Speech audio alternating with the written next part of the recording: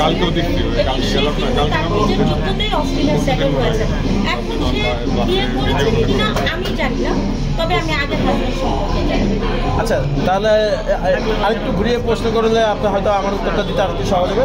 আমরা দেখি যে প্রথম যখন একটা নতুন নায়িকা এফডিসিতে প্রবেশ করে, হেঁটে হেঁটে প্রবেশ করে বা রিক্সায় আসে, দ্বিতীয় দিন দেখা যায় সে সিএনজিতে আসতেছে, তৃতীয় দিন দেখা যায় সে লাল ফেরারিতে আসতেছে, সাথে আবার আইফোন 16 হাতে। এটা কিভাবে সম্ভব? কোনো চলচ্চিত্র নাই, কোনো অভিনয় নাই, কোনো আমি কিন্তু এখনো আইফোন 16 নিতে পারিনি। হ্যাঁ, তারা কিভাবে? তারা শুরুতে যখন আসে তারা কাজ করে, শুরুতে যখন তারা আসে তারা কাজ করে, কাজ করার পর তাদের রেমুনেশন, তাদের যে টাকা পায় সেই টাকা দিয়ে তারা গাড়ি বাড়ি তারপর আইফোন কেন আর অনেক কিছুই করতে পারে। তাহলে এই যে আমরা যে কক্সবাজার ট্যুরে পাঠিয়ে দেয় অনেকে, গেলে ওখানে আইফোন 16 পাওয়া যাবে, এটা কিভাবে সম্ভব?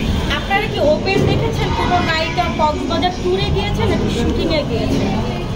কোনো না কোনো শুটিংয়ে গিয়েছে।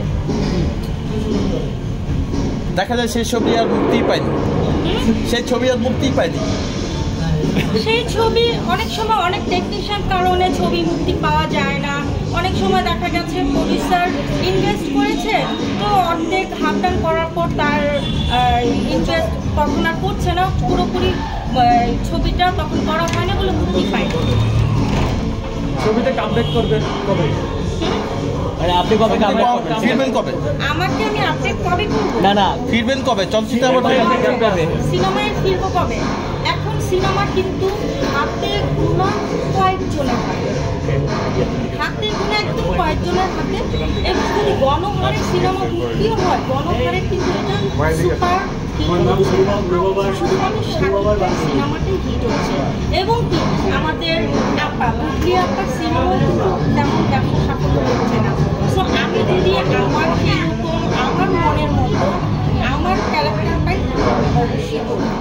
আচ্ছা আপু, আপনার তো সিনেমা ইন্ডাস্ট্রিতে অনেক বছর যেমন আছে, তো সেই ক্ষেত্রে আপনার কি এরকম কোনো স্বপ্নের চরিত্র আছে যেটা আপনি নিজেকে দেখতে চান, বা যদি রিমেক হয় এরকম কোনো ছবি আছে না?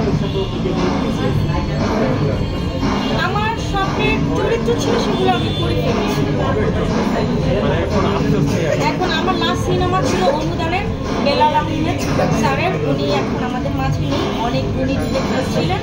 সো ওনার সিনেমায় আমি যে ক্যারেক্টারটা প্লে করেছি সেটা আমার একটা স্বপ্নের একটা ক্যারেক্টার ছিল, যে আমি মুখ দিয়ে কিছু করবো না, আমি চলতে অনেক কিছু। আপনার অভিনয়ের আইডলকে বা কার অভিনয়গুলো আপনার সবচেয়ে বেশি ভালো লাগে? আমি বরাবরই সুচিত্রা ম্যাডামকে খুব পছন্দ করি। তার যে ন্যাকামি ভাঙা কণ্ঠ, এটা অনেক ভালো লাগে। আমি এবং অনেকবারই আমি আপুকে বলেছি, আপু আমাকে অনেক ভালো লাগে। আর ছেলেদের মধ্যে আমার রাজ্জাক আঙ্কেলকে অবশ্যই, তাকে আমি অনেক শ্রদ্ধা করি মন থেকে, এবং তার অভিনয় আমার অনেক ভালো লাগে। কিন্তু এখন আমার আলমগীর আঙ্কেলকে অনেক ভালো লাগে। অবশ্য আমার সৌভাগ্য হয়েছে আলমগীর আঙ্কেলের সাথে কাজ করা।